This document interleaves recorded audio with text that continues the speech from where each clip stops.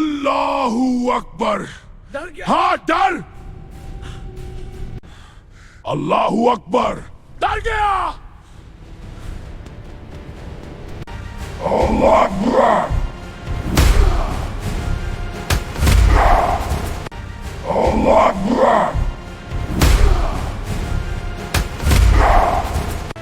अल्लाहू अकबर।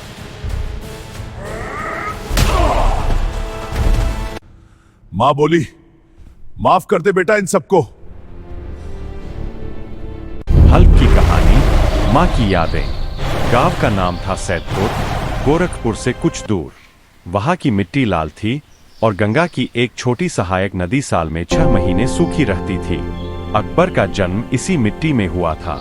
पिता ट्रैक्टर दुर्घटना में गए थे जब वो 10 साल का भी नहीं था। उसके बाद घर में सिर्फ 2 लोग बचे, वो और उसकी माँ अमीना। अमीना का बचपन भी इसी गांव में बीता था।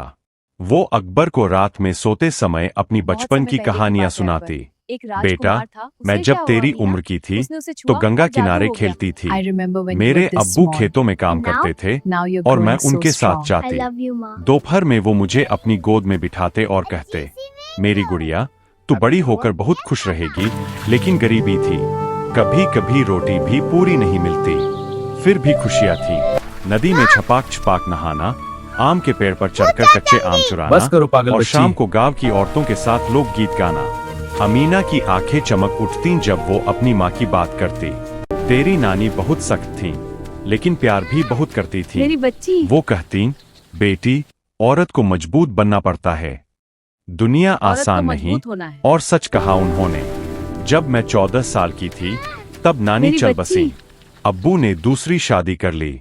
घर में जगह कम हो गई। मैंने सिलाई सीखी, दूसरों के घरों में काम करना शुरू किया। लेकिन मन में हमेशा एक सपना था, अपना एक छोटा सा घर जहां कोई मुझे अकेला न छोड़े। अकबर इन कहानियों को सुनकर माँ को और करीब महसूस करता। वो कहता, माँ, तूने इतना सहा, अब मैं तेरे लिए सब करूंगा। अमीना हंसती, बेटा, मेरा सपना तो तू ही है। अमीना दिन में खेतों में मजदूरी करती, रात में पड़ोसियों के कपड़े सिलती। अकबर को स्कूल भेजने के लिए उसने अपनी चांदी की पायल तक बेच दी थी। माँ, तुम यहाँ कैसे? मैं तुम्हारी माँ हूँ, मुझे सब पता चल जाता है। अब शांत हो जाओ। ठीक है माँ।